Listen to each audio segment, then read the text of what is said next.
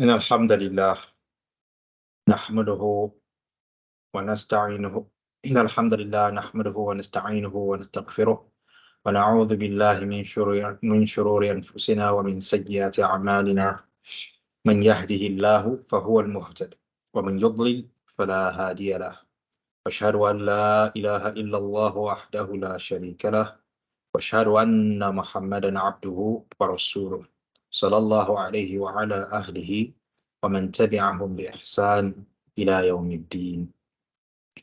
أما بعد، يا أيها الذين آمنوا اتقوا الله حق تقاته ولا تموتن إلا وأنتم مسلمون. يا أيها الناس اتقوا ربكم الذي خلقكم من نفس واحدة وخلق منها زوجها وبث منهما رجالا كثيرا ونساء واتقوا الله الذي تساءلون به والأرحام إن الله كان عليكم رقيبا. يا أيها الذين آمنوا اتقوا الله وقولوا قولا سديدا يصلح لكم أعمالكم ويغفر لكم ذنوبكم ومن يطع الله ورسوله فقد فاز فوزا عظيما. أما بعد، فإن خير الحديث كتاب الله وخير الهدي هدي محمد صلى الله عليه وسلم وشر الأمور محدثاتها وكل محدثة بدعة وكل بدعة ضلالة وكل ضلالة في النار. We give praise and thanks to Almighty Allah. We ask Him to shower His blessings upon the noblest of mankind, Muhammad sallallahu alaihi wasallam, the members of his family, all those who have stood are standing and will come to stand in this path of Al-Islam, Al-Mustaqim, to the day of Qiyamah. Alhamdulillah. We have not ceased to be treating the book Az-zakaat fi-l-Islaam Fi-Dh-Dhawi-l-Kitaab was-Sunnah by Sheikh الدكتور Sa'id ibn Ali ibn Wahf ibn Muhammad Al-Qahtaani, the author of the popular book Hisnu-l-Muslim, who departed us Yaum al-ithain, 12th of Muharram 1440, 1st of October 2018, at the age of 68. Rahimahullah, may Allah reward him for the efforts he puts into spreading the deen, practicing the deen, and enlightening us about the deen. Rahimahullah. Alhamdulillah, we got to take some things last week, and somebody remind us of what we took last week.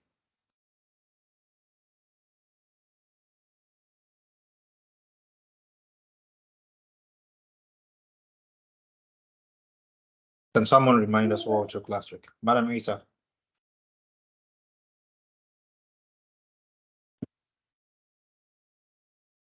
Assalamu alaikum. Wa alaikum assalam wa rahmatullahi wa barakatuh. So I was not around the last class. Okay. Sorry about that. Barakallahu fiqh. Happy to have you around. Madam Mujib.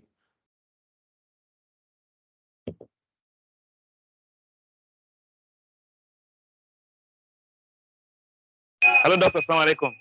Wa alaikum assalam wa rahmatullahi wa barakatuh. I think last week we touched on zakat on uruf tijara, and then we covered some of the differences of opinions regarding the zakat on this type of wealth.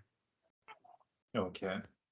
So can you talk about one or two things that we mentioned about that?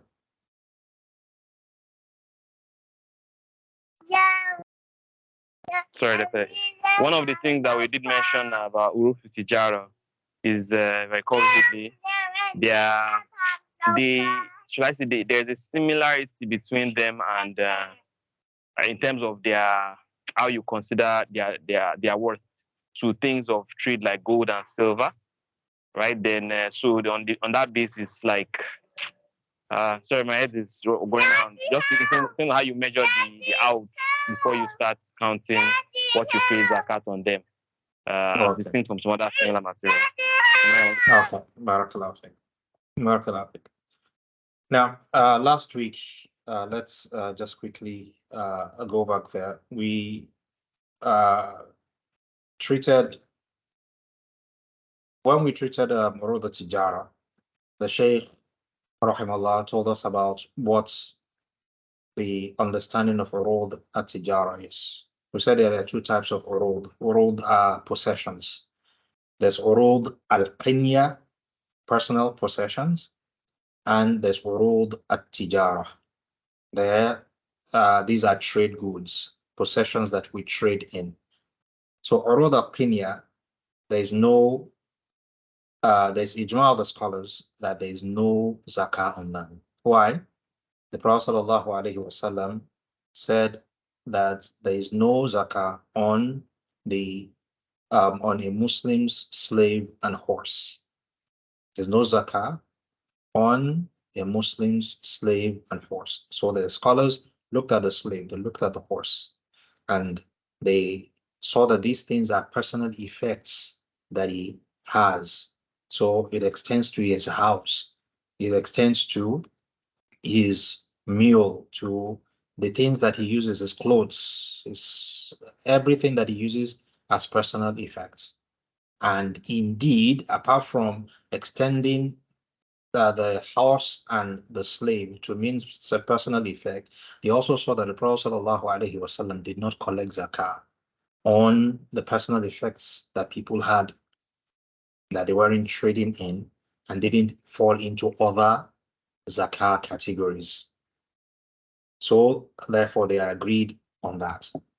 So the type of urud that is subject to zakah is urud at-tijara. So don't let us forget, urud are two types, urud al-qinya and urud at-tijara. It will be helpful if we jot when we're in class so that we do not forget these things. Barakallahu fikum. So the Sheikh rahimahullah went on to tell us that Az-zakaat urud tijara wajiba bi umum al-kitab was-sunnah wal-athar wal-ijma' wa ijmati ammati wa ijmati ammati wa ijma'i ammati ahli al-ilm wal-qiyas. He said that to pay zakah on urud tijara is compulsory with the generality of what we find in the Quran, the Sunnah of the Prophet ﷺ, the athar of the companions and the scholars after them, while ijma' and the consensus of the vast majority of the people of knowledge, and also by analogy. So we took them that as for the Quran, Allah says, Ya ayyuhalladhina amanu anfiqu min tayyibati ma kasabatum wa mimma akhrajna lakum min al-ard. O you who have believed, spend out of the good things that you have earned. Imam Mujahid, Mufassir, he said, and other Mufassirun like him, he said that the good things that you have earned are the things that you've earned in tijara. So these are urud at-tijara. So this is one pointer from the Quran.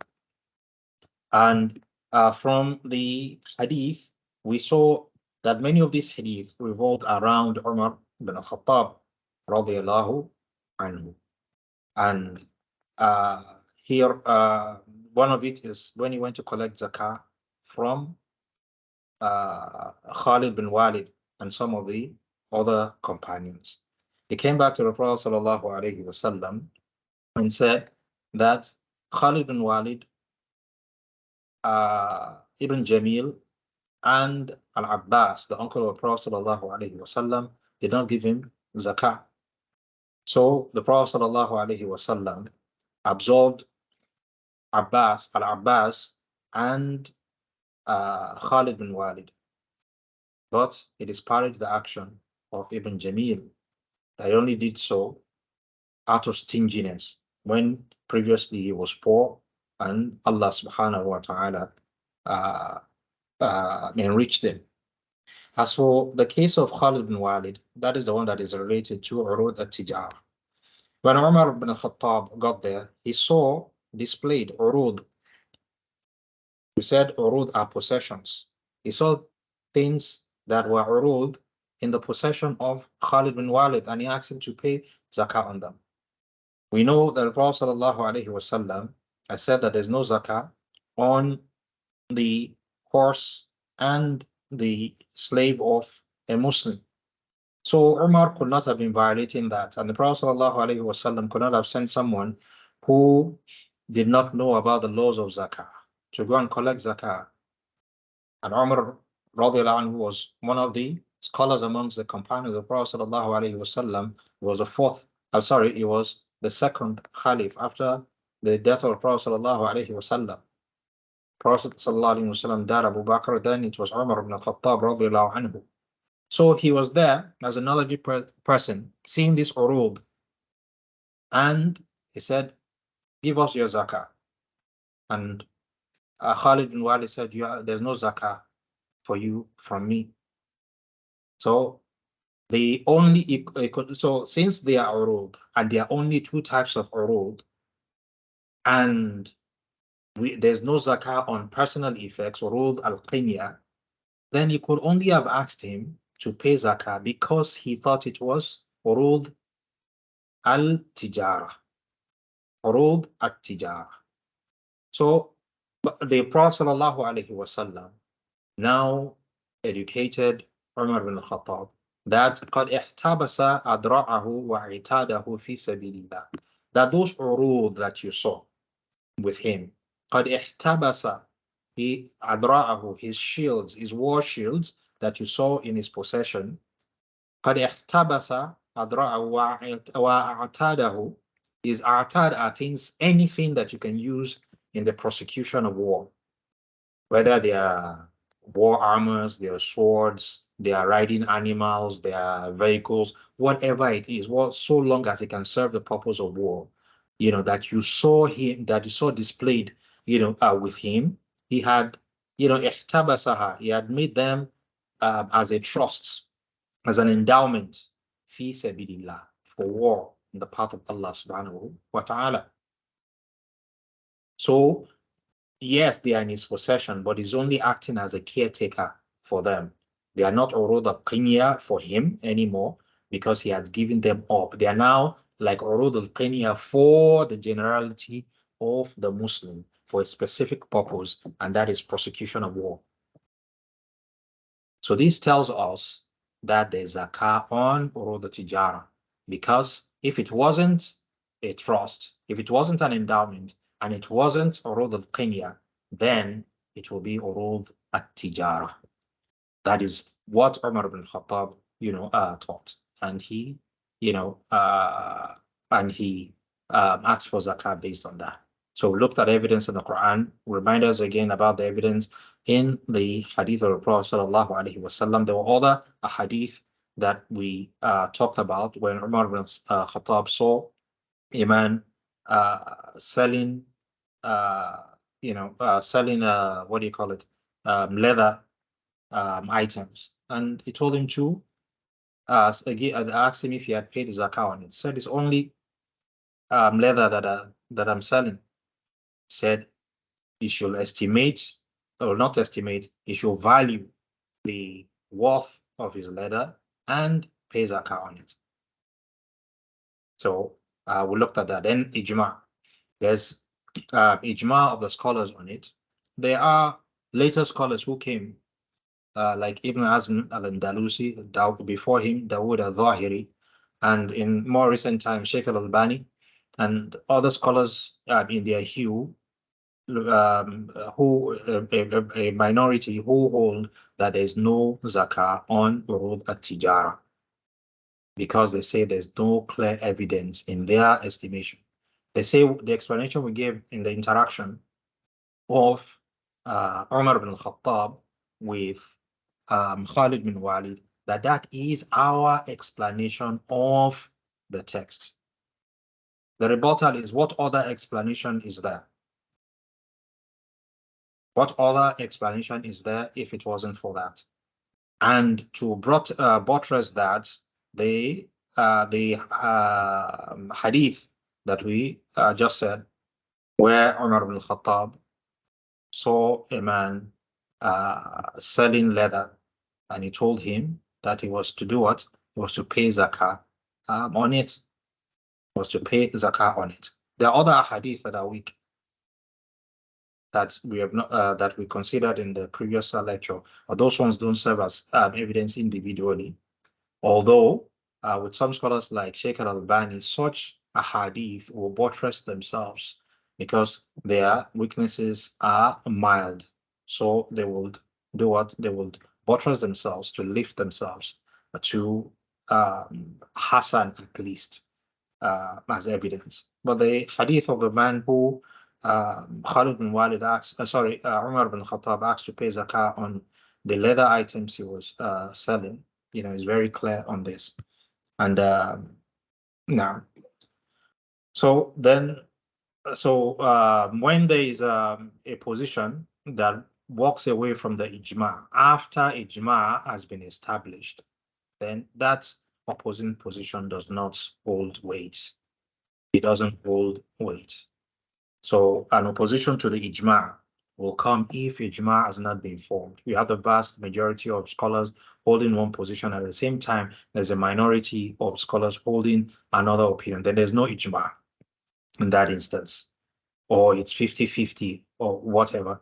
There's no ijma in that instance. But if there is ijma, there's no companion of the Prophet ﷺ that holds a contrary opinion, and we know that Umar bin Khattab and his son Abdullah bin Umar, they hold this opinion. Then we don't have once we don't have a contrary opinion, and we have other scholars, the vast majority of the scholars who hold that is ijma on zakah on urud al-tijara, then that is what we go by.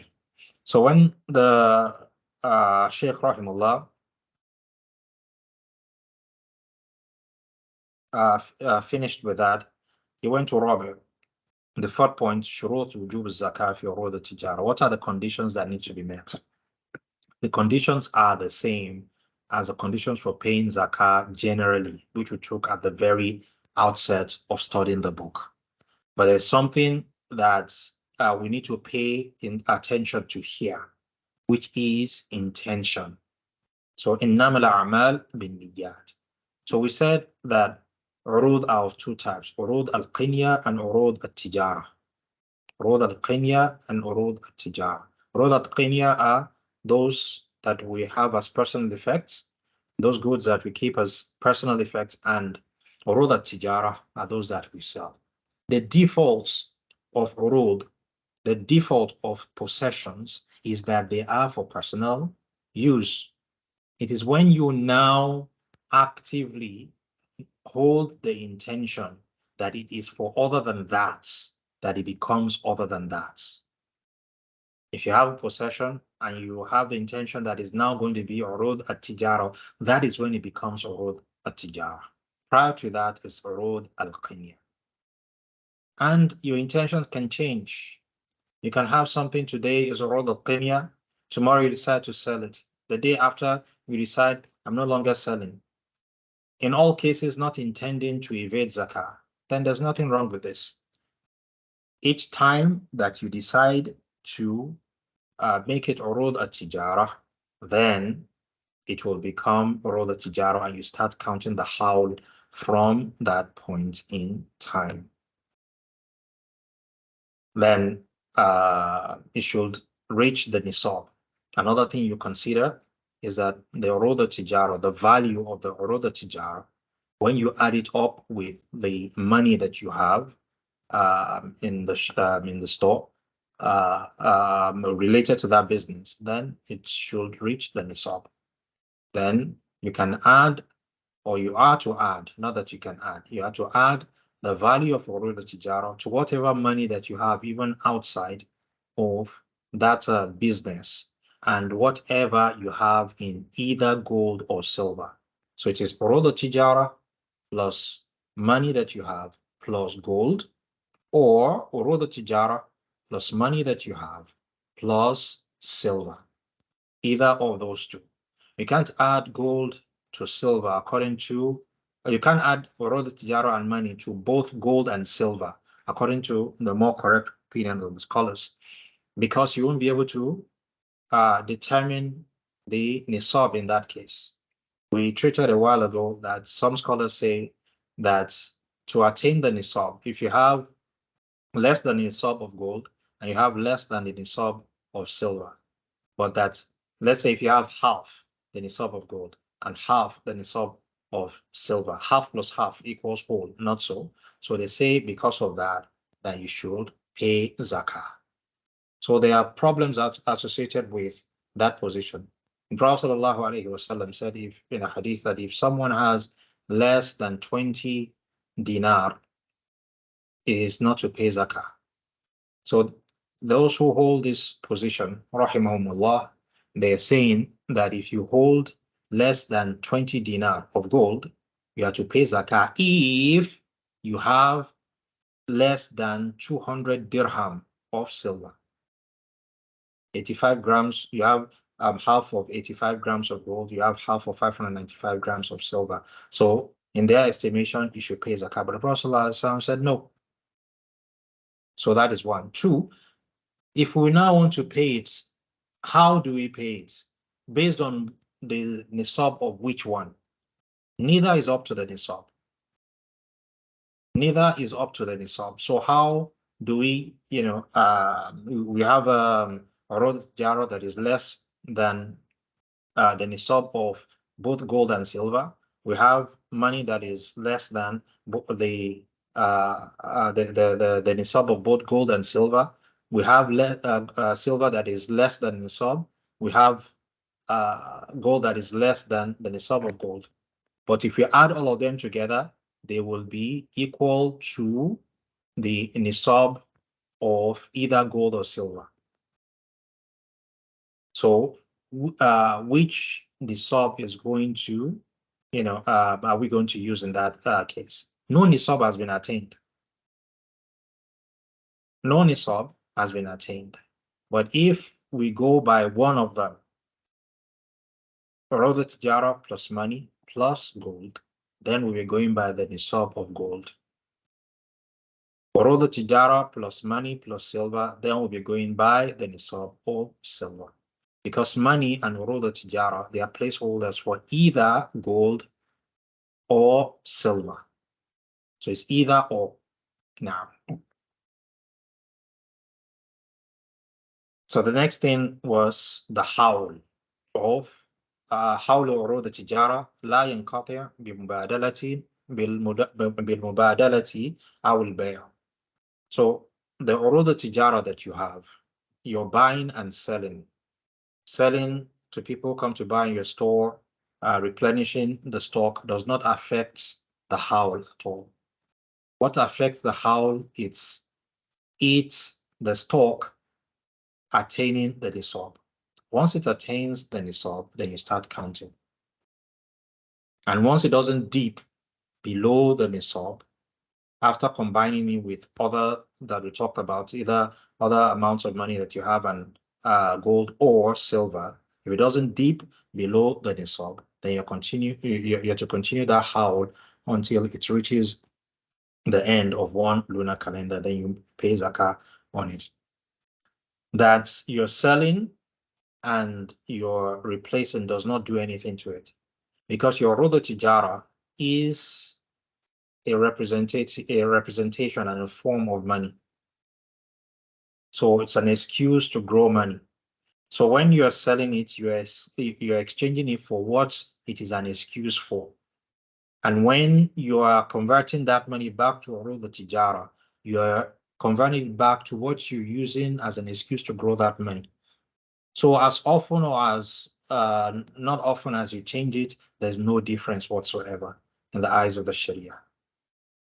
So unlike in the case if I have camels and I sell and I buy cows, the more correct opinion of the scholars is that if I did so not to evade zakah, then I start my haul over again, because the nisab for both are different. The nisab for cows was 30, the nisab for camels is 5. Now, then sadis ربح عروض التجارة حول رأس المال. So we treated this in Bahimatul An'am as-Sa'ima, in livestock that are zakatable, that the offspring, the howl of the offspring is the howl of the parent that gave birth to that. So the same applies with the capital that you have. That original capital, whatever profit it generates, the howl of that profit is the howl of the capital that gave birth to it. So if you have $1 million and you invested it, and 5 hours before the zakat man appears, you generate profits of 500,000 from it. Your zakah that you're going to pay when the zakat man arrives is 1.5 million. You're not going to start a new howl for that 500,000. However, if you have 1 million with you, then you got 5 million, or you got 500,000 from another source. Then that 500,000 that you got from another source you're going to start its own howl. If we imagine that 500,000 is up to or above the nisab,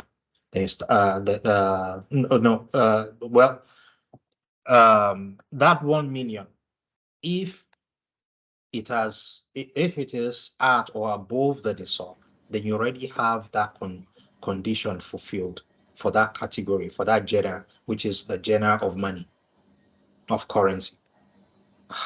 So if you get 500 after that, if that 500 is below the nisab, at the nisab, or above the nisab, is irrelevant, because you already have checked the box of nisab with the 1 million that you had before. So whether that 500,000 was generated from the 1 million or not, any amount of money, currency that comes to you after you've already checked the box of the sub, you will not start asking that is it up to the nisab or not. You already have that. So, but you start, if it is if it's not profit from the 1 million, this 500,000 came from another source, then you start counting its howl from when you receive it. When you received it, maybe someone died and you inherited 500,000. The same if it is salary. Its salary comes every month. It is not born from the previous salary. They are independent, tranches that you get. The salary for Muharram is the salary for Muharram. So once, if the salary for Muharram has not attained the nisab, then there's no howl to start counting. If you get the salary for Safar, and when you add it to the salary from Muharram, it reaches the nisab. It is at that point in time that you have attained the nisab. You've checked that box of the nisab. If the salary for the following month is now received, you don't ask, is it up to the nisab or not? You've already attained that one. You've already attained that one. In this example, we're imagining that you don't touch the salary, or even when you touch it, it doesn't dip below the nisab. Yeah. So the howl of profit is the howl of the capital that generated it. Now, the Sheikh Rahimullah asked Kafiyati, or I said the feminine, the 8 points, Kafiyatu takwim al-sila, urud al-tijara bima tablughu qimatuha. How do you value what is in your stock, or what you're selling, your urud al-tijara? You value it at the current market price, not how much you bought it, but how much someone is going to buy it from you if the person were to walk into your store. So how much would that person buy? That is the value. That is the value that you are telling people that it is worth. And that is the value that you tell Allah too when you are paying zakah, that it is worth. That value at the time is the value, the selling price on the day when zakah becomes due on you, on your urud al-tijara. So that value can be more than the value that you bought it. It can be the same. It can be less. It is that value on that day that zakah is due that is important. Then point number 9, the Sheikh Rahimahullah says, La shay fi alat at-tijara allati la yurad bay'aha wala fi ma u'idda lil ujra. If you have anything in your shop or wherever it is you're selling, and that thing is not intended for sale, or that thing is intended for rent, then there's no zakah on either of this. The chairs, the computers, the AC you have in your office, there's no zakah on them. The ice cream making machine, there's no zakah on it. But the ice cream that you sell, there's zakah on that. That is urud al-tijara. You're selling the ice cream. You're not selling the ice cream making machine. Your coffee maker, you're not selling it. You're selling the coffee. So the coffee maker, there's no zakah on it, but there's zakah on the coffee. If I have a coffee maker and at any point in time I decide that, okay, this coffee maker, I'm going to sell it in a year's time. However, pending that time, I'll continue to use it as I've been using it to make coffee. Then in a year's time, I will pay, once one lunar calendar passes, there will be zakat to be paid on that coffee maker's value. Because I had the intention that it is no longer just a tool for helping my business. It has now become urud tijara. Once I had that intention that at a point in time, I'm going to sell this now, then it becomes urud tijara. But if I don't have that intention, I have a cooker that I'm using in the kitchen of my restaurant. There's no zakah on it because I don't intend to sell it.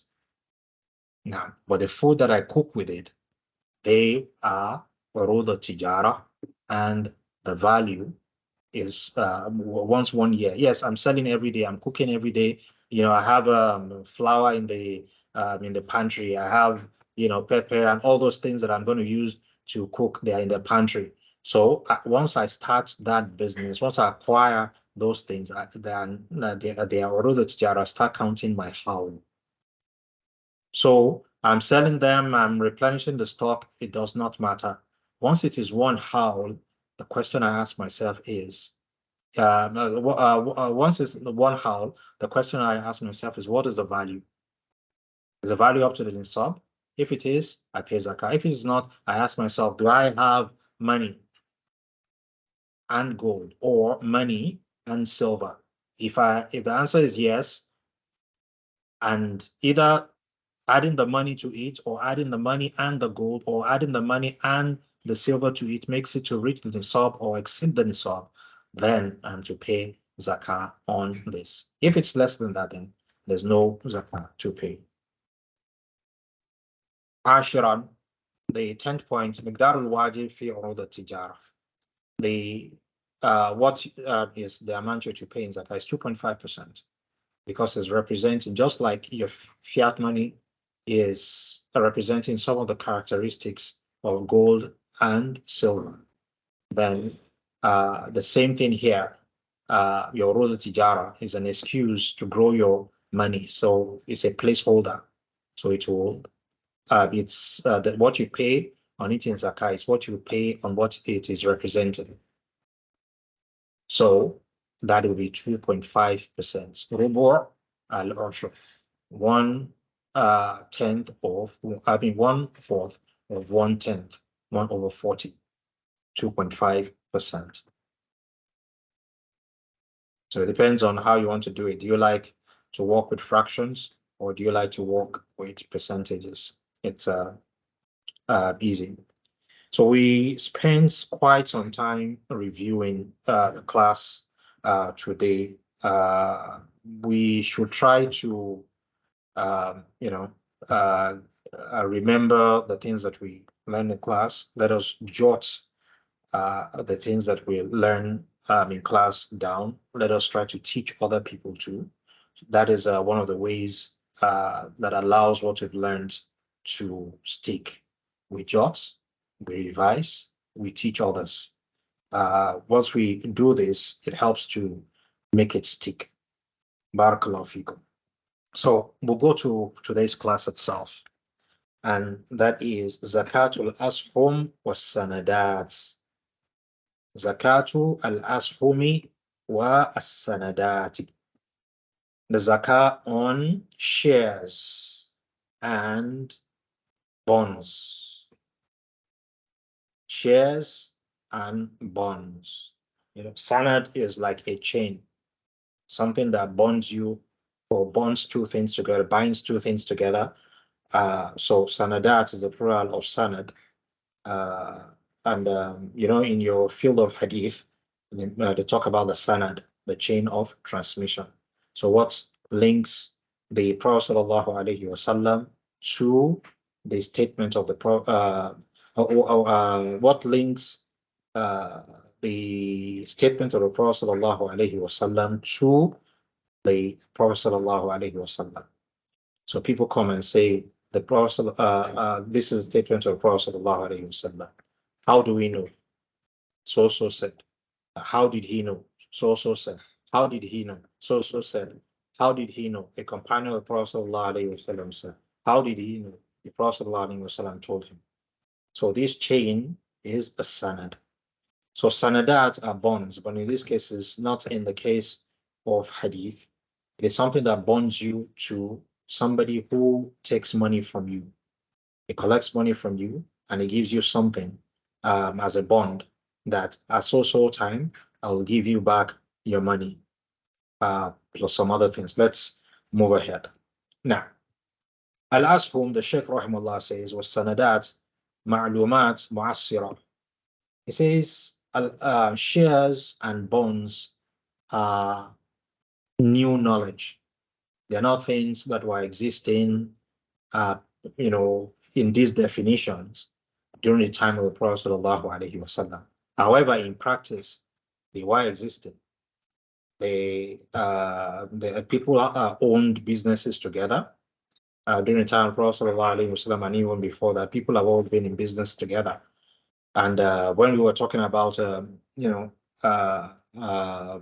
Mashia, that's we said the default is that when you co-own livestock, that each person is to pay zakah based on his share of the livestock. If his share is at or above the nisab for the category of livestock, that is cow, sheep, or cattle, that he has joint stock in, then he's to pay zakah. If it is below the nisab, then there's no zakah for him to pay.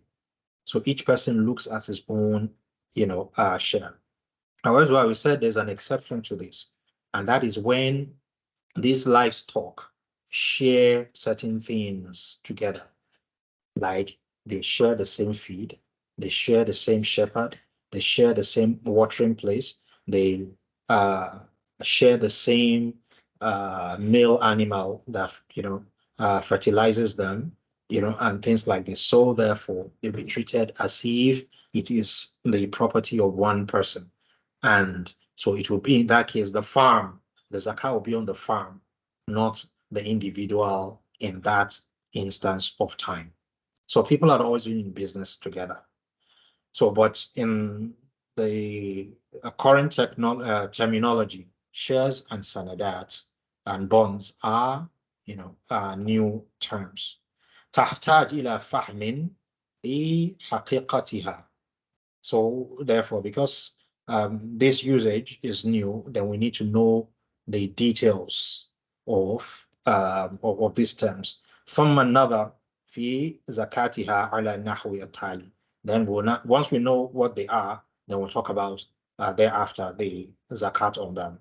مفهوم الأصل. What is the meaning of shares as understood by the scholars of fiqh today? Al-ashum jam'u sahm. Al-ashum is the plural of sahm. وهو حصة في رأس المال الشركة معا. It is a share of the capital, the total asset of any sharika ma.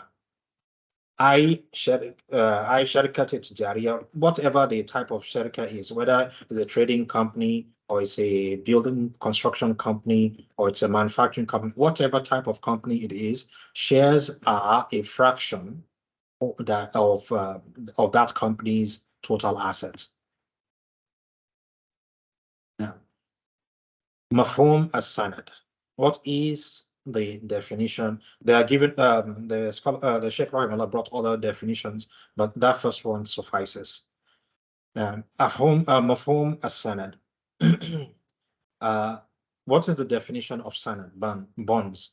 As-sanad, and to add, okay, ta'ahud maktub. Now, as-sanad, bond is ta'ahud maktub, is a promise that is written down. Is a promise, a written promise. Min bank, from a bank, or sharika, or a company, or al-hukuma, or from a government. The most common types of bonds are from governments. Governments issue a lot of bonds. So when you get a promissory note from any of these, from any entity, li hamilihi, and that's entity in that promissory note, that is referred to as a bond now. That entity is telling the recipient of the promissory note, bisadadi mablaghin muqaddarin, that he is going to give you a certain amount of money. Min qardin fi tarikh muayyan. Nadir fa'ida muqaddar. So the way it works is the government, in this case, puts out a message and says, we are selling bonds, i.e. we are selling promissory notes. This bond certificates, this promissory note, will give it to you on this condition. You'll collect the note from us if you give us X amount. We'll write it down in the promissory note that maybe in a year's time, 2 years' time, we'll specify the date that we'll give you back the money that you gave us, plus interest. So this is a bond. The certificate you get is your bond certificate. So the other definitions, but this first definition suffices. Let's go to the third point. Al-farq bayn al-ashum was-sanadat. Saham is singular, ashum is plural, shares. Sanad is singular, sanadat is plural, bonds. What is the difference? So this is like a table. This is the right side of it, and this is the left side of it. So so the right side is the saham, and the left side is the sanadat. Shares on the right side, sanadat, bonds on the left. Shares, and you have bonds here. So the first is SOC yumathil juz'an min ra'sil mal. If you're talking about shares, you're talking about ownership. You have that share, you have ownership in that business. You have ownership in the asset, the total asset of that business. However, for sanadat, SOC yumathil juz'an min qard. Wala tadkhul qimatuhu fi ra's al-mal. What you have, if you receive a bond certificate from any entity, what you have is a share of the debts that entity collected from multiple people, you inclusive. That debt is not a part of that company's assets. You don't own anything in that company's assets. You don't own anything in that government's assets. So this is the difference. In shares, you own part of the entity's assets. In bonds, you don't own. In shares, you own part of the entity's assets. In bonds, you don't own any part of the entity's assets. What you own is a share of the debts that was collected by that entity. A debt of the, you own a share of the right to be paid back plus interest. Number 2, on the share column, Hamil Sharik bi Qadari Ashumi. The one who owns a share certificate owns a share of that company commensurate with the value in the share certificate that he owns. Now, that is written in the share certificate. So is a partner in that company, is a part owner, is a co-owner. Hamil da'in wa laysa bisharik. When you go to bonds, the one who has the bond certificate is a creditor, is not a partner or co-owner in that business.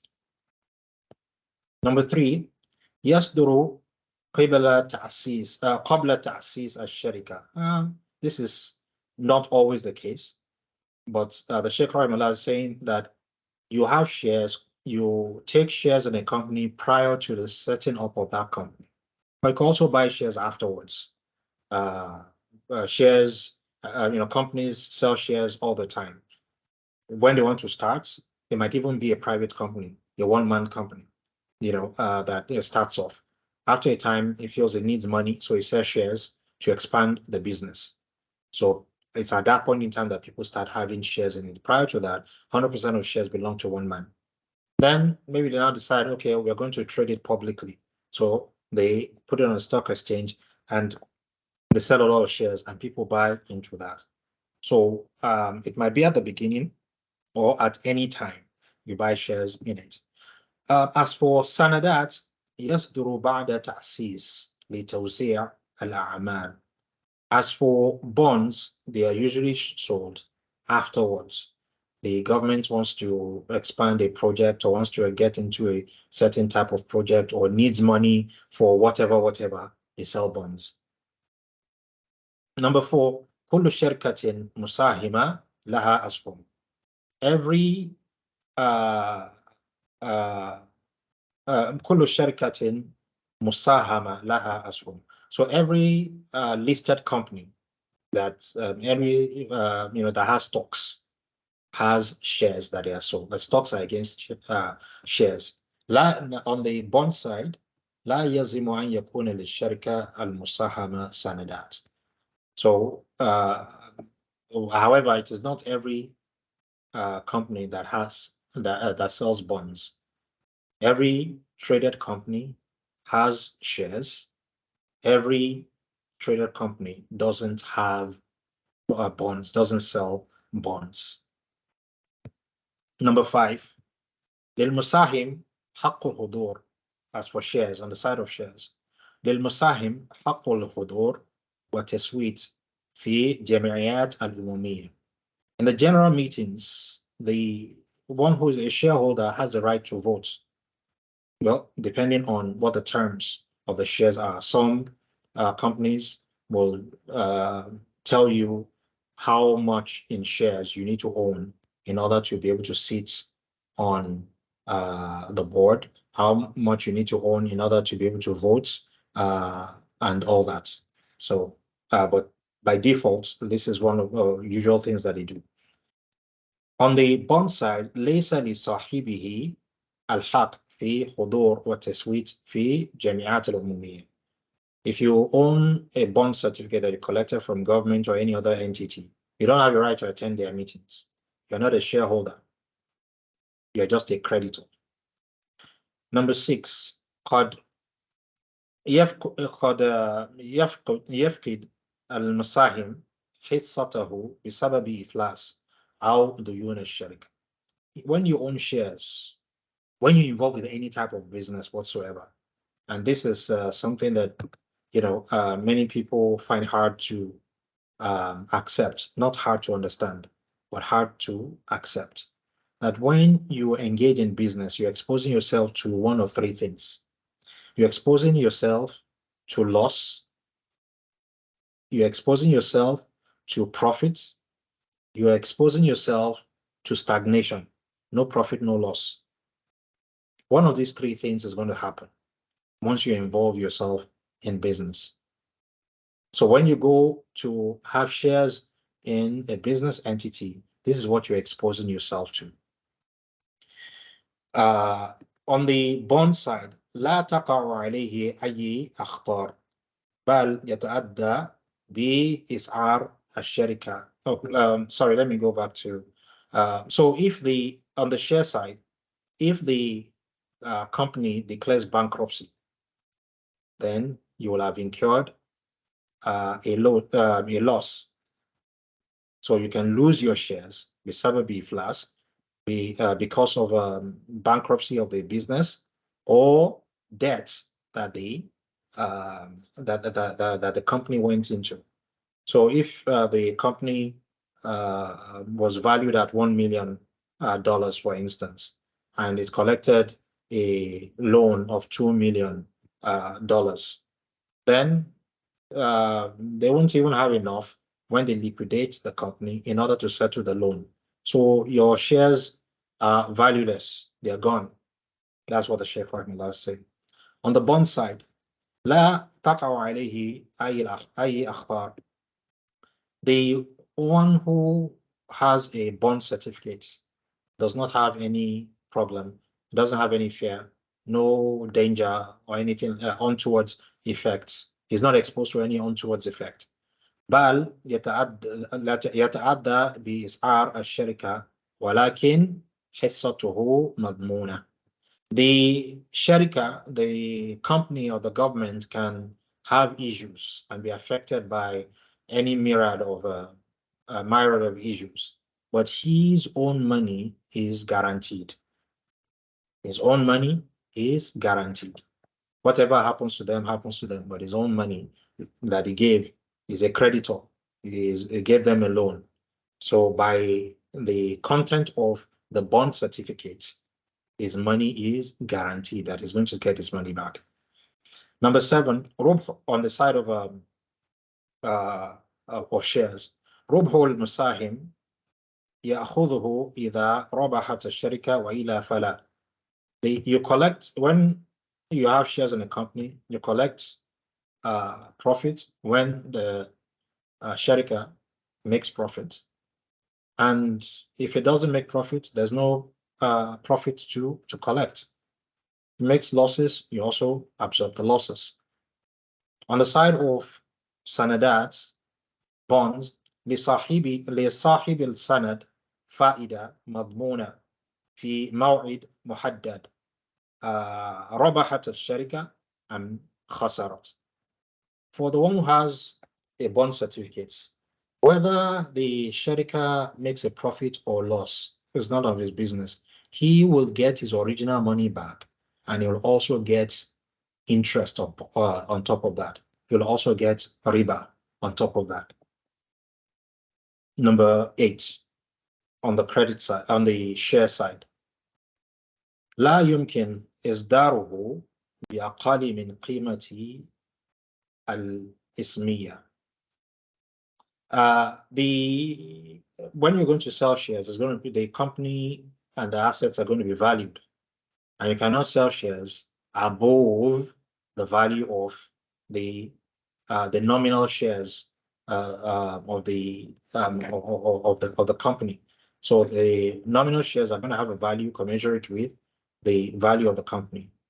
Number 8, يمكن إصداره on the bond side. يمكن إصداره بأقل من قيمته الإسمية. Okay, it's بأقل now. So whether higher or lower on the share side, when you're selling shares, you are not to sell the shares lower than what the company is. That is what is ethical,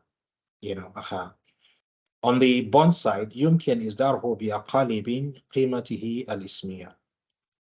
On the government side, if the government is selling bonds, they can sell, at giveaway price. They just need the money.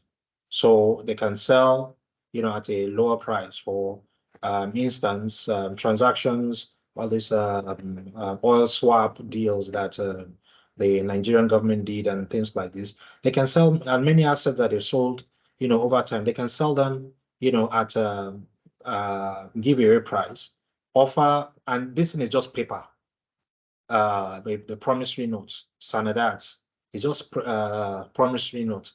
So all they need is money. They're just asking us, lend us money, and we'll give you that money back at X time, plus profit. So they can, the money that you pay can be more or less than whatever value the project that they want to engage in. Number 9, on the share side, أرباح السهم لا يعرف لا يعرف ميعاد دفعها بالضبط. On the share side, when you're going to make profit, nobody knows. Only Allah knows. Only Allah subhanahu wa ta'ala knows when you're going to make profit or loss or stagnation. Nobody knows at the start of business that, in January or Muharram, we're going to make this. No, nobody knows. You can project. They're just projections. Nothing more than that. On the bond side, تدفع الفائدة على السند في ميعاد محدد معروف. The amount you're going to get back is known. The profit, the interest you're going to collect is known. The date that is going to happen, that is going to be given back to you, is also known right at the outset. Number 10, لا يمكن خصم كوبون السهم. Your what do you call it? Your share certificate. You can't take it somewhere and collect money. This is my share certificate in so company. So give me, take it and give me money.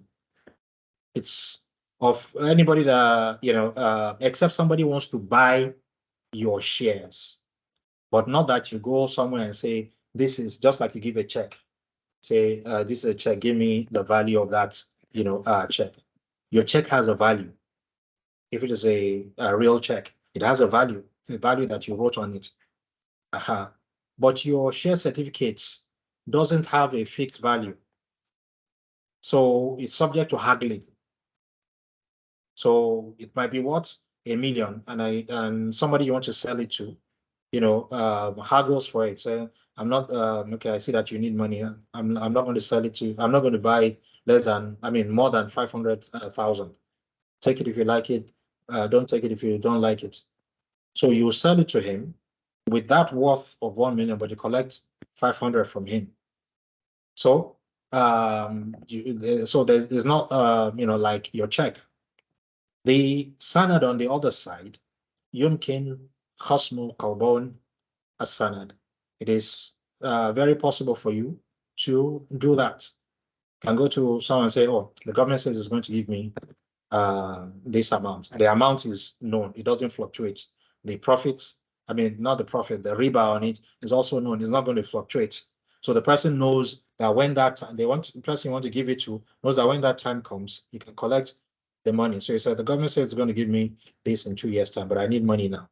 So give me the money and take this bond certificate. Submit it when the time comes. Now, number 11, لا تسدد قيمته إلا عند تسوية الشركة. The worth of your shares is not given to you until there's liquidation of the company.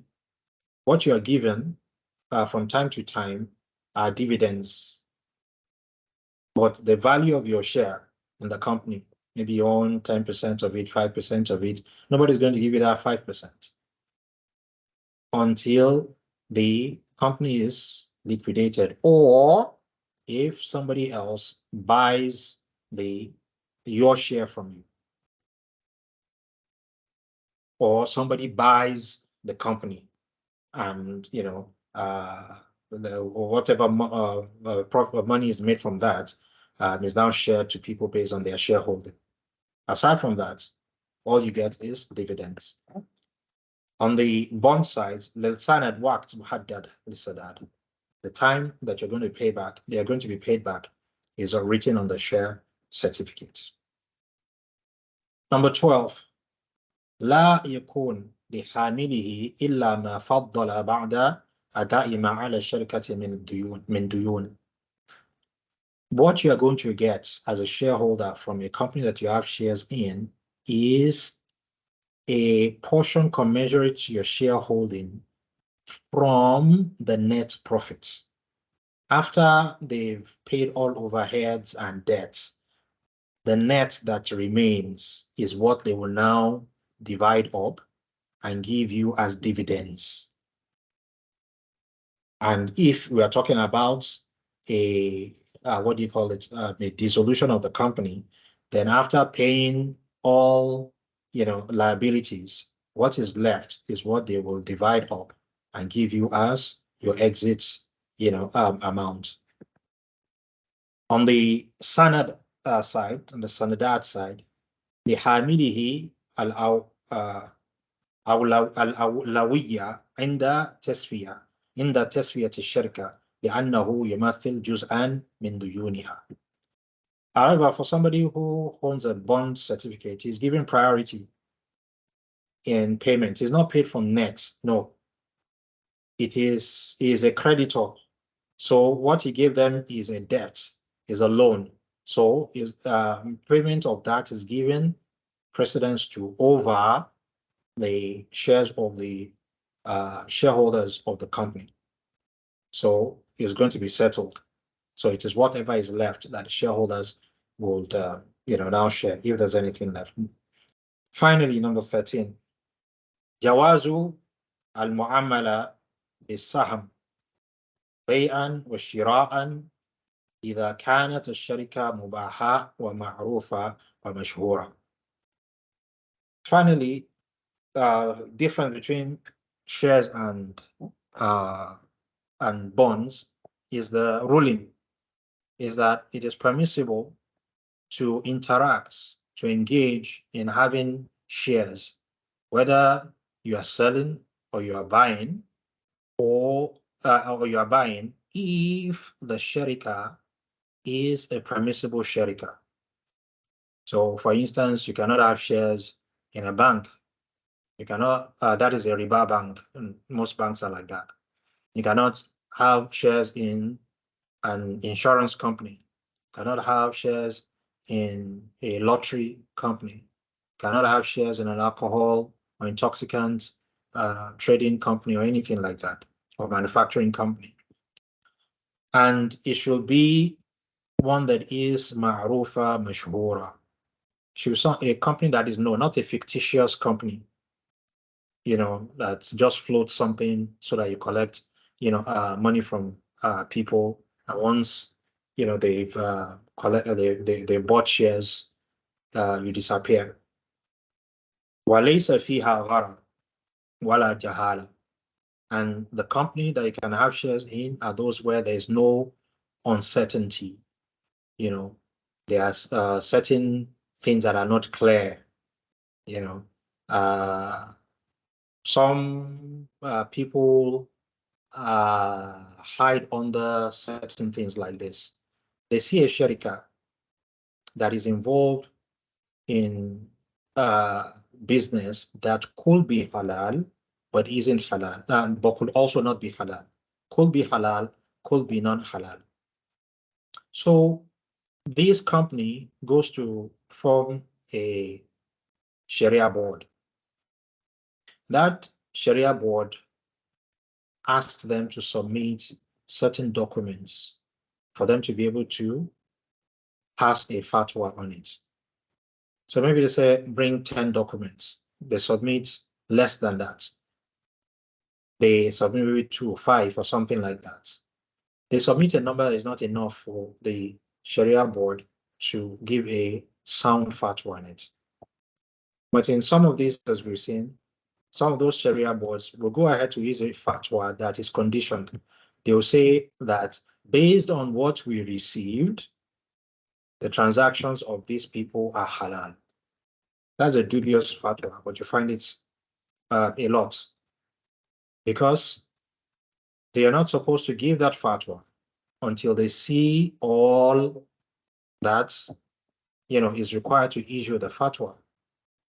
So the people want to have shares in this, knowing already that it's 50-50, it could be halal or no halal. They'll say the Sharia board said that it's halal.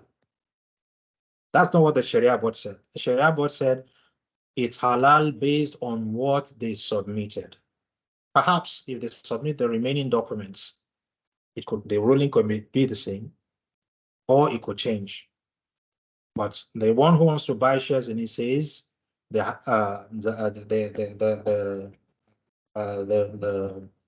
fatwa board says that it is the Sharia board says that it is halal, and they go to invest in it. So people don't the people who do that should know that they cannot deceive Allah subhanahu wa ta'ala. He knows that fi-Dh-Dhawi-l-Kitaab, he knows what is in the hearts of people. Now, so these are the conditions where investing in a company and having shares in it are permissible. السند بهذه الصفات يحمل قرضا بفائدة. However, bonds, as we have described, carries a loan that bears interest. وهذا العمل حرمه الله ورسوله. This type of transaction, Allah and His Prophet have prohibited. وهو من ربا الجاهلية.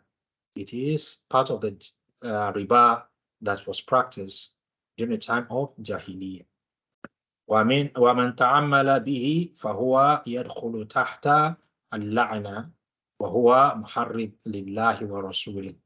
The one who engages in this is under the curse of Allah subhanahu wa ta'ala, and he is somebody who is waging war against Allah.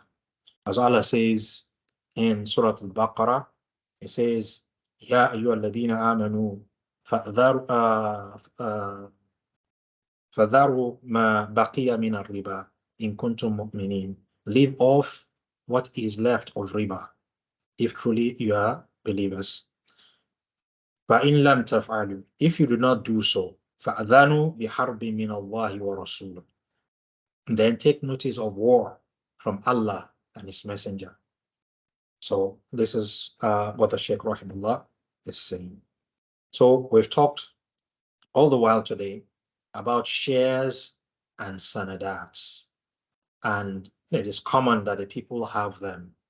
So if we know people who have them, we know the definitions of shares, we know the definitions of as-sanadats. By definition alone, sanadat are haram.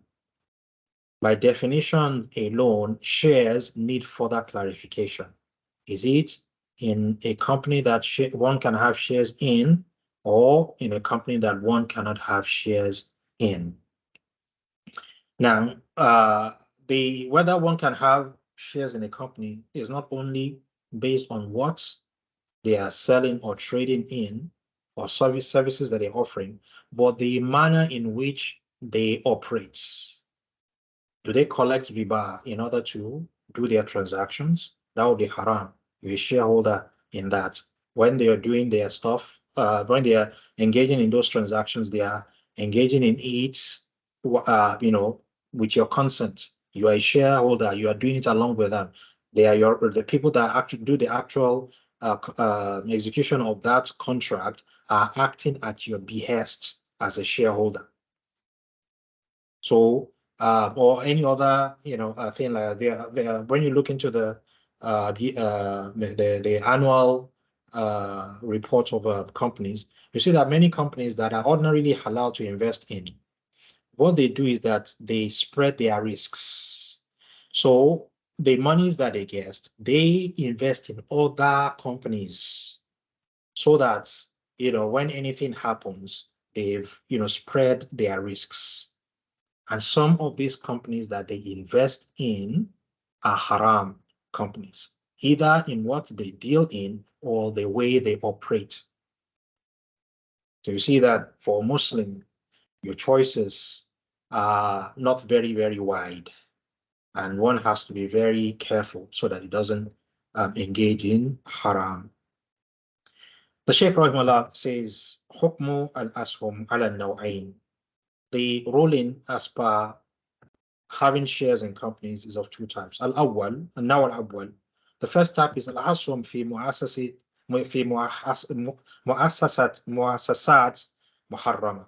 Al-ashum fi muassasat muharrama. To have shares in entities, agencies, companies that are haram. Aw maksuba haram, or their earnings are haram. Aw maksabuha haram. Aw tata'awana ala al-ithmi wal-udwan kal-masarif, or they engage in promoting sins and transgressions against Allah, like banks, wa ribawiya, or they are, riba-based, companies. Wal-bunuk allati tata'ammal bil-riba, or banks that engage in riba. Aw muassasat an-nawadi al-qimar, or gambling businesses. Aw dawr lahum al-majun, or unlawful entertainment clubs. أو غير ذلك مما حرم الله تعالى, or other than that of activities that companies can engage in it that Allah subhanahu wa ta'ala has made haram. فالمعاملة في هذه المؤسسات وغيرها مما يشبهها حرام. Having shares or dealing with companies like this, as one will have shares in them, and others that are like them, is haram. سواء كانت مساهمة أو بيعا لأسهم أو تعاملا. Whether this is having shares in it, or buying the shares, or selling the shares, or any other transaction that you will do that will help that business one way or the other, then that is haram. قال الله تعالى, Allah subhanahu wa ta'ala says, وَتَعَاوَنُوا عَلَى الْبِرِّ وَالتَّقْوَى. Help each other in piety and the fear of Allah. وَلَا تَعَاوَنُوا عَلَى الْإِثْمِ وَالْعُدْوَانِ. Do not help each other in committing sins and transgressing against Allah. وَاتَّقُوا اللَّهَ إِنَّ اللَّهَ شَدِيدُ الْعِقَابِ. And fear Allah, for verily Allah is severe in punishment. So, with respect to shares, by definition, we need to break it down. Is it a company that we can not have shares in? The Sheikh Rahimahullah has given the ruling on that. And now wa-thani, the second type is al-hasun fi muassasat mubah. Having shares in companies that is permissible to have shares in. Fa-sharikat tijariya mubah. Like any company other than the ones that we have listed, then that will be permissible. Now, number 5, hukmu bay' as-sanadat wa shira'iha. What is the ruling on buying bonds? We've said that it is haram to have it. So what is the ruling? It is وَتَعَامُلْ بِهَا إِذَا كَانَتْ عَلَى صفات المذكورة في الجدول الموضح في الصفحة قبل السابقة. So what is the ruling on buying bonds if it meets the criteria that we set out in the previous, the page before the last? وَهِيَ عِبَارَةٌ عَنْ قَرْضٍ بِفَائِدَةٍ. And that is, the long and short of it is that you are lending money and you are going to collect that money back, and you're going to collect it back with profits. In the deen, the way money transfers is either as a gift. You give it as a gift, expecting to be rewarded by Allah. You don't want anything back from that person. Or you loan the person. I'm giving the money, but I want my money back, just as I gave it to you. So you do that, wanting reward from Allah from easing the situation of the person and getting back your money. So the person gets to use your money for a period of time. The third is that you risk the money by investing it in what the person wants to do. So when it comes to you and says, oh, I have a business I want to do, please lend me money. That business, what profit are you going to make out of it? I'm going to make this, that's good. Okay, I'm not going to lend you the money. I'm going to invest it instead for X percentage of shares. Okay, then you conclude that is okay. So you invest in it. So that's a third. All these are halal. But wanting to eat your cake and have it. When you invest, you're exposing yourself to three situations, as we said earlier. Possibility of making profit, possibility of making a loss, and possibility of not making anything. So your money will have been tied down without making any profit. So, but wanting to eat your cake and have it is what is haram. You want to lend money and get your money back. There's nothing wrong with that aspect of it. But in addition to that, you want to make profit without exposing yourself to risk. So you say the person should give you an amount as fa'idah, as interest, regardless of whatever happens to his business. This is riba. وَهَذَا عَيْنِ riba. This is riba in and of itself. الَّذِي كَانَ مَوْجُودًا فِي الْجَاهِلِيَّةِ. That was present in the pre-Islamic period. وَإِصْدَارَ هَذِهِ السَّنَدَاتِ مِنْ أَوَلِ الْأَمْرِ عَمَلْ غَيْرُ الشَّرْعِ. Even issuing this sanad, the one who issues it, it is haram for him to issue. So the one who buys it too, it is haram for him to buy it. فَيَكُونْ تَدَاوَلُهَا بِالْبَيْءِ وَالشِّرَاءِ غَيْرُ جَائِزَ الشِّرْعَ. So therefore, buying and selling it, producing it is haram. Buying and selling it is also haram in the Sharia. وَلَا يَسِيحْ لِحَامِلِ السَّنَدِ بَيْعُهُ بِهَذِهِ الصِّفَاتِ الْمَذْكُورَةِ آنِفًا. So it is not permissible for the one who has sanad. You've collected the sanad now. It's not وَلَا يَسِيحْ لِحَامِلِ السَّنَدِ بَيْعُهَا. Okay. So if you have this sanad, it is not permissible for you to sell it. بِهَذِهِ الصِّفَاتِ الْمَذْكُورَةِ, along with these conditions. So if so what do you do now? Okay, it says وَعَلَيْهِ التَّوْبَةِ. You should do tawbah. وَلَهُ رَأْسُ مَالُهُ لَا يَظْلِمُ وَلَا يُظْلَمُ. But he is entitled to his capital. So you collected money from government, and government has collected money from you and issued you a bond certificate, and they are supposed to give you back your money, let's say in a year's time, and add to that riba. So what the Sheikh Rahimahullah is saying is, give them back. You can't sell this. It's haram for you to sell this bond to anybody else. When the time to collect your money back from the government arrives, return the bond certificate to them and collect the exact amount that you gave to them, not 1 dirham more from them. Collect it. But the reality is that oftentimes the default is that these things are automated. They just pay into your bank accounts.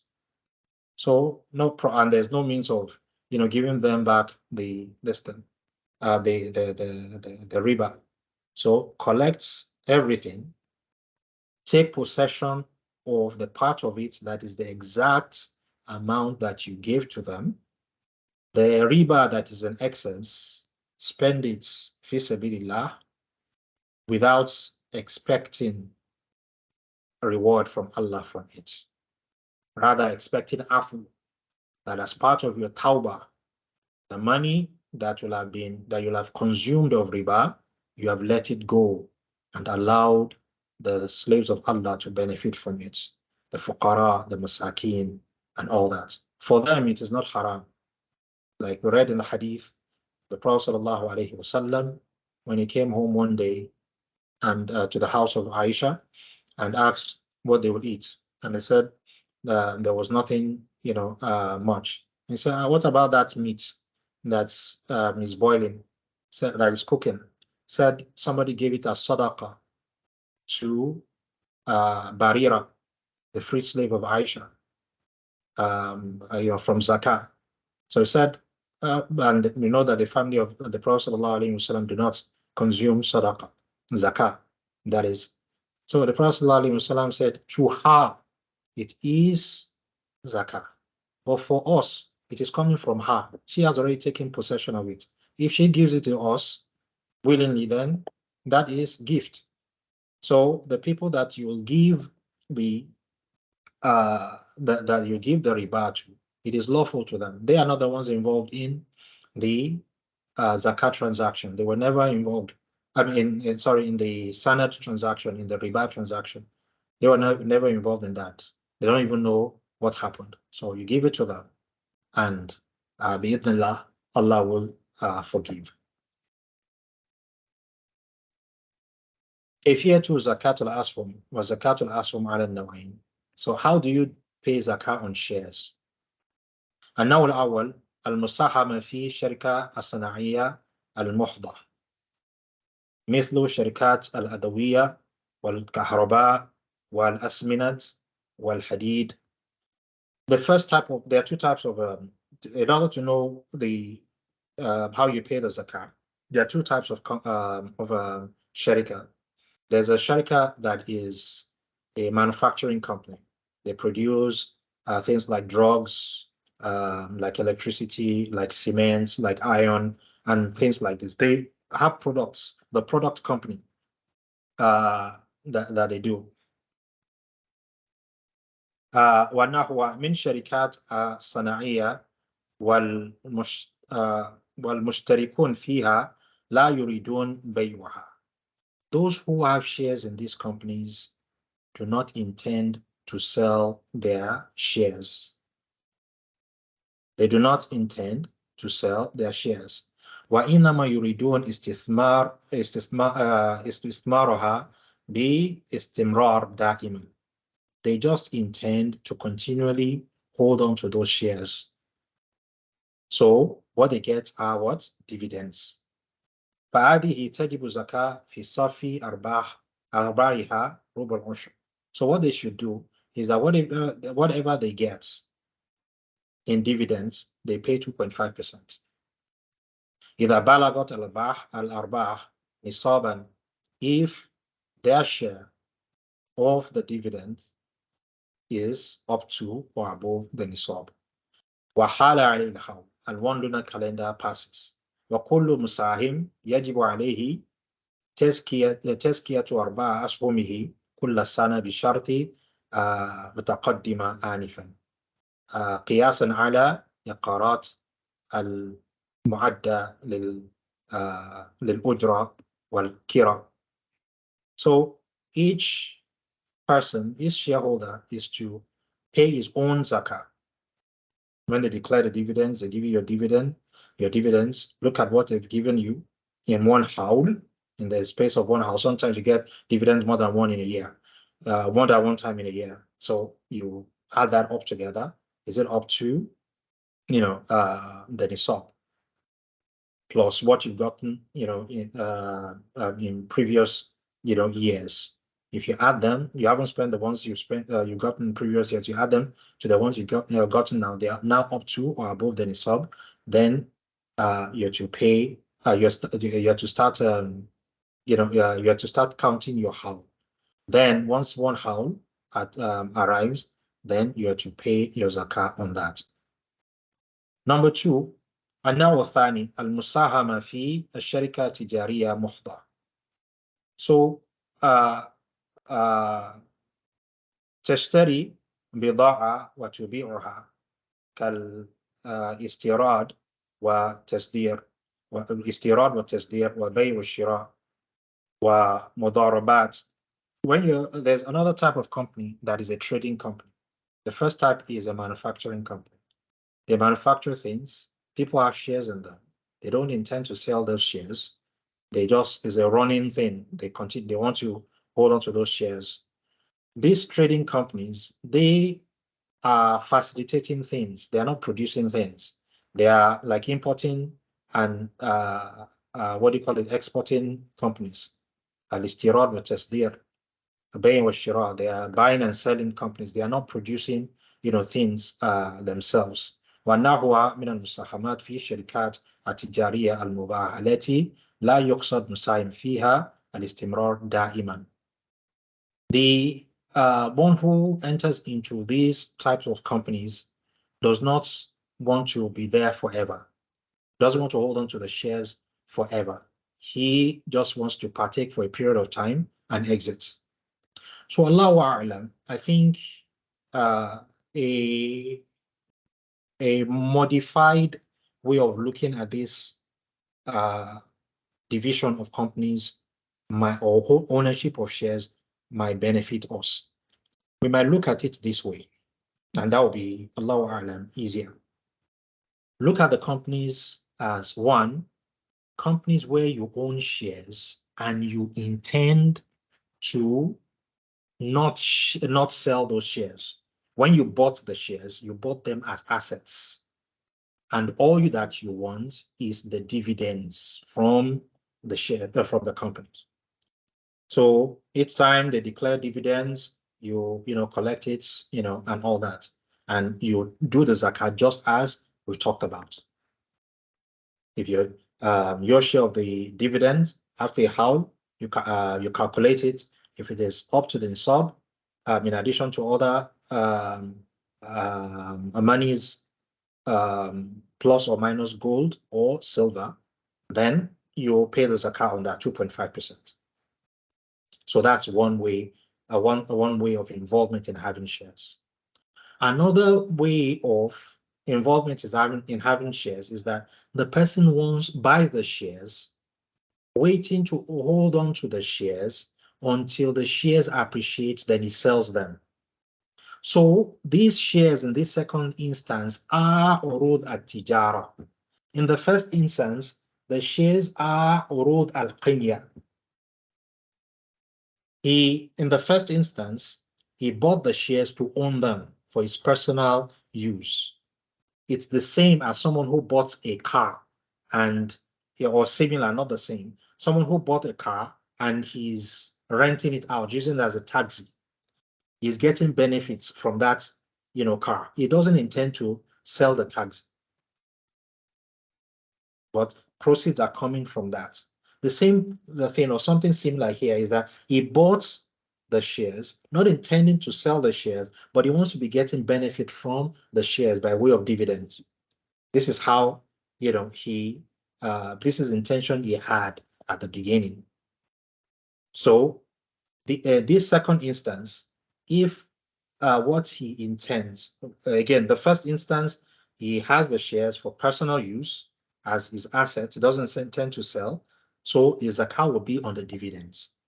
The second type of involvement in shares is to buy the shares, hoping to sell the shares after a while, once it appreciates. In that instance, the share is urud al-tijara.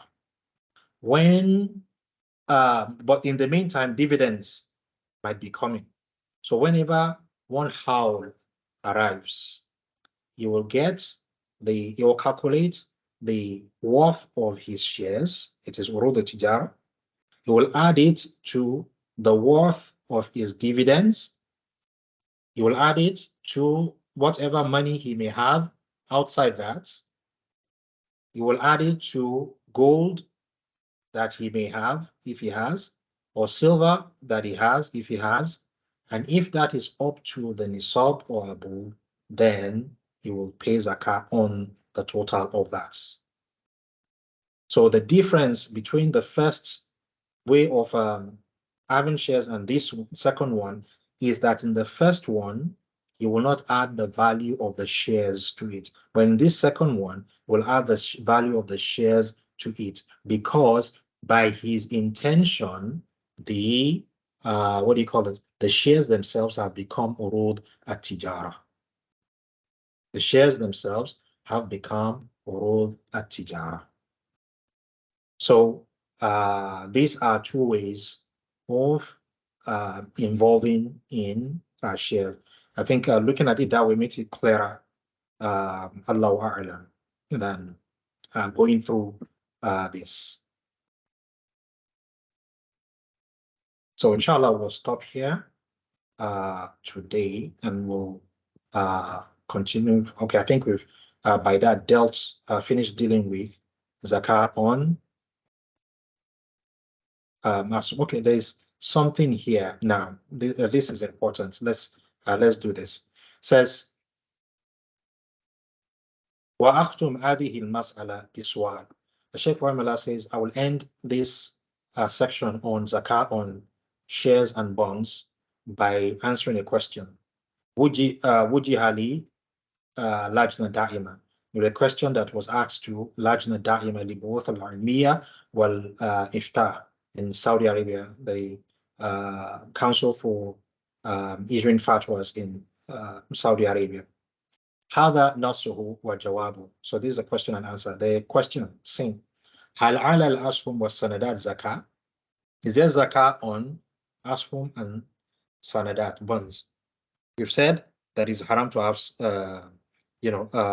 bonds.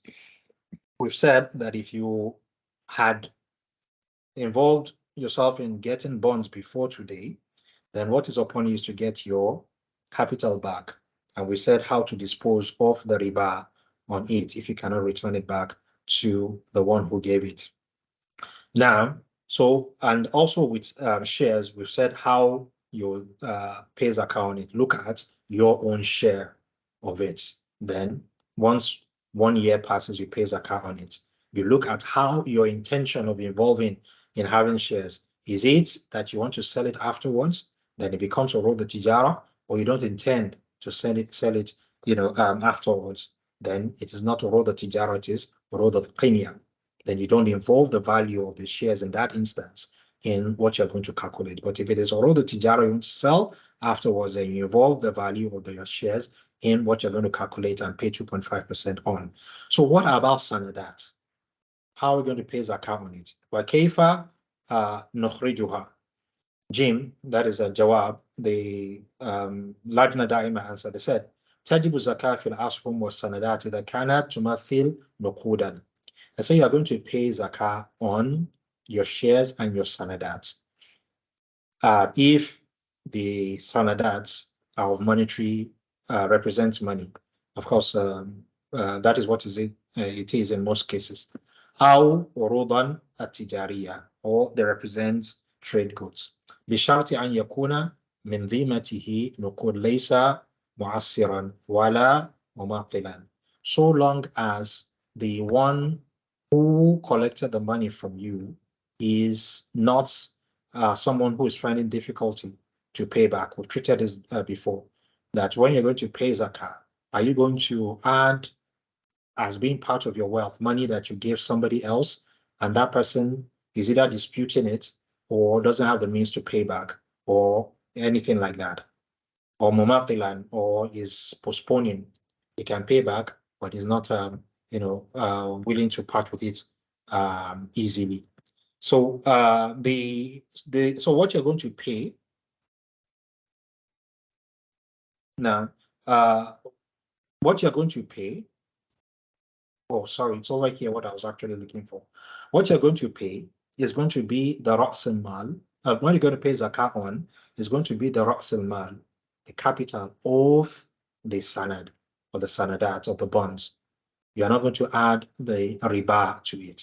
So you say as-sanadat al-madhkura bi-sifati sabiqa muharram. We said it is haram. La yajuz ta'amul biha. So it's not permissible for us to buy or sell sanadat or obtain it. Walakin man waqa'a fiha fa'alayhi tawbah. Whoever has involved himself prior to it, then is to do tawbah. Walahu ra'su malihi, and he has a right to the money, and the money that he gave them. La yazlim wa la yuzlam. He should not wrong people, and he should not be wronged. I should not wrong people who are collecting more than he gave, and he should not be wronged by being given back less than he gave. وعلى كل حال, whatever the case may be, وَسَنَدَاتْ دُيُونْ مُعَجَّلْ. Sanadat is a loan. وَلَا يُمْنَعْ مِنْ زَكَاتُهَا. And one is not prohibited from paying zakah on it. كَوْنِ الْفَائِدَةِ مُحَرَّمْ. Because interest has not been added to it. No, we put the interest aside. We look at the money that's change hands. If إن التحريم لا يكون سببا في إعفاء صاحب السند من زكاة. Because the addition of interest to the wealth is not an excuse for sparing the person who engaged in bond transaction from the need to pay zakah.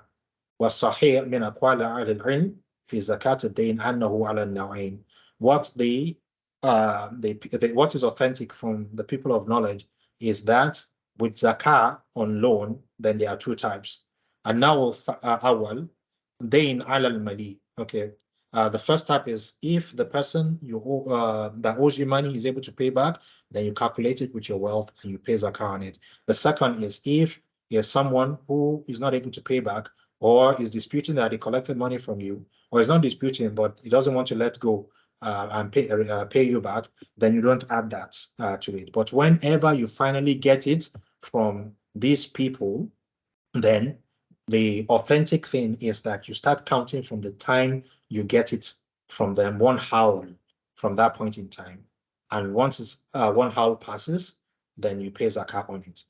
But some of the scholars like Sheikh Ibn Uthaymeen, they say that if you get it back, at that point of getting it back, no matter how long, how many years has passed, then pay zakah at that point in time, like a thank you to Allah that this person finally gave me my money back. But if you're going to dot your I's and cross your T's with regards to the Sharia, you only gain possession of it at that point in time. And milk possession is one of the requirements of paying zakah. So this is everything on that the Sheikh talked about on shares and sanadat. Shares permissible if they are in permissible companies, sanadat haram. But when you engage in that haram and you now know, what are you to do? Remove the riba, pay zakah on the sanadat. Inshallah, I'll stop here. Subhanakallah wa bihamdik. Nashhadu an la ilaha illa anta nastaghfiruka wa atubu ilayk. Any question? Assalamu alaikum, Doctor. I have a question. If I might go. Okay, please go ahead. Now, Madam. Well, okay, that's sorry.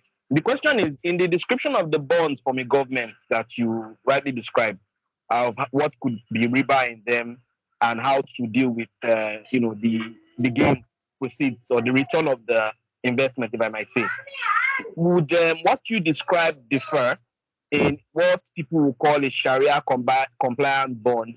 For instance, the sukuks that the federal government of Nigeria has been doing recently, because I've heard of some people saying that these sukuks have some issues that doesn't make them really Sharia compliant. So is there any difference of opinion? Is there any Sharia compliance involved? I wish to clarify that. If you did, I didn't get it. I'm sorry. Barakallahu fiik. For the financial transactions that I've looked at, this specific one of the Nigerian government, I don't know, about it. What I do know is that what is safest for someone to look at with all this, when he hears of a Sharia compliant product that is being traded, is to view it as default as non-compliance until he has researched with the people of knowledge on it. And I remember some of the brothers here, we went through some companies, different, companies in different sectors, selling Islamic products. What we did was we looked into their annual reports for a couple of years, and we looked for keywords like debts, like loans, like reinvestments, and things like that. That is where we, found, other companies that they had invested in. That is where we found, statements of the Sharia board,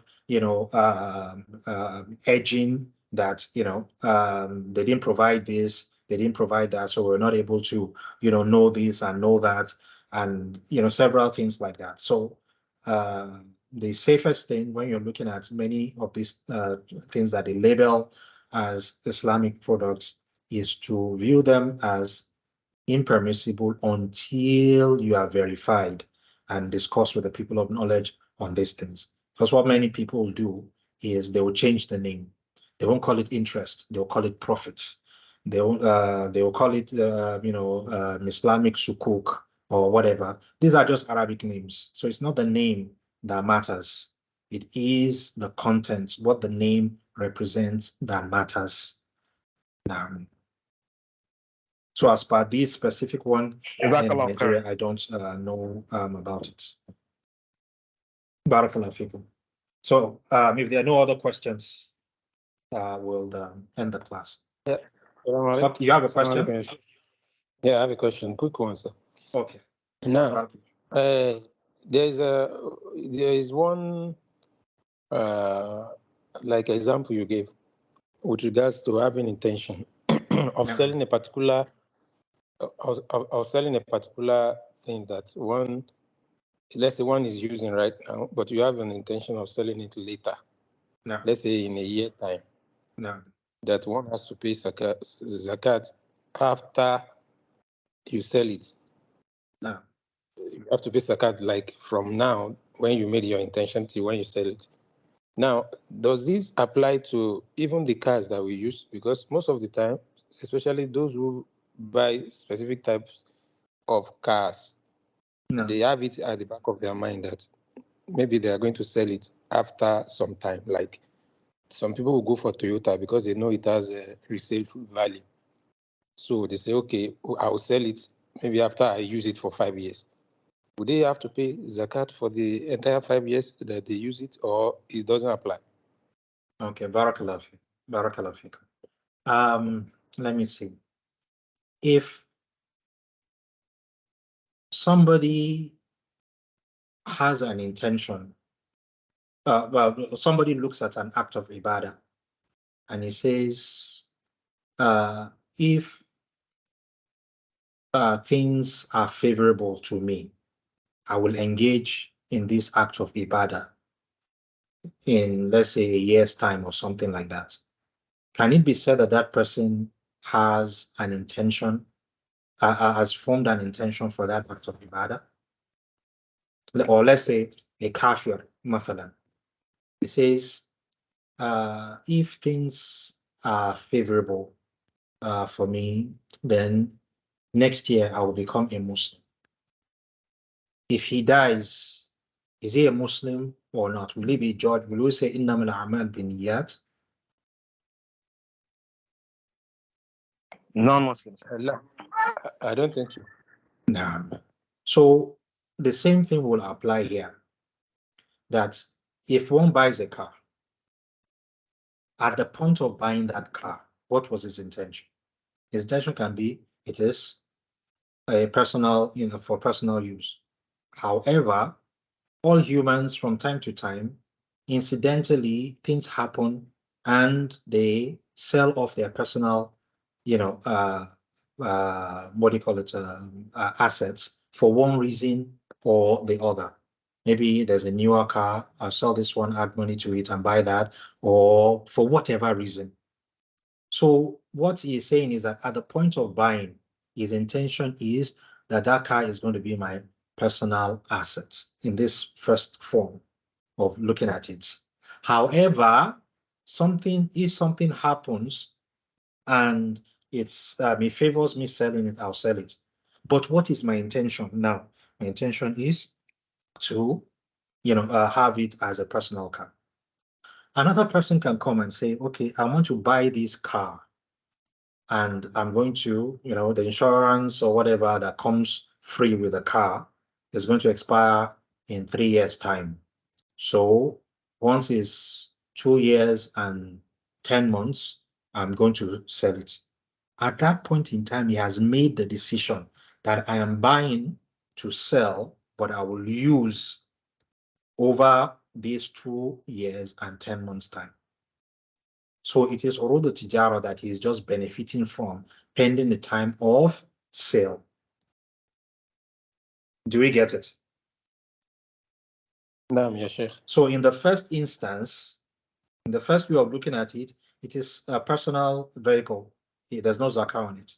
In the second instance, there is zakah to pay on it. There's a third instance. It was initially, bought as a personal, car. Then maybe 1 year after, now says, maybe it's an old car from the 50s or something. I say, people are now, very interested in antique cars, and the prices have started, going up. Let me wait a while. In 1 year's time I'll sell. From the time it changes that intention, it becomes what? Urud at-Tijara. It initially started as Urud al-Qinya. So from the time he decides to sell, it becomes Urud at-Tijara. It starts, counting one howl. And whenever he might decide to sell multiple years down, maybe I'll wait for 5 years or something like that. Zakat is due on it every year. Now, there may be the question of feasibility of paying zakat or not. For instance, he may have a property that let's say that antique car, for instance, and he doesn't have money to pay. He knows the value every year and he records it down. He knows the zakat is going to pay on it because he wants to sell, but he doesn't have the money outside of selling the car to pay. And he doesn't want to sell now because he won't get as much money for it as if he would have gotten if he were to wait, or as he will get if he waits for 5 years.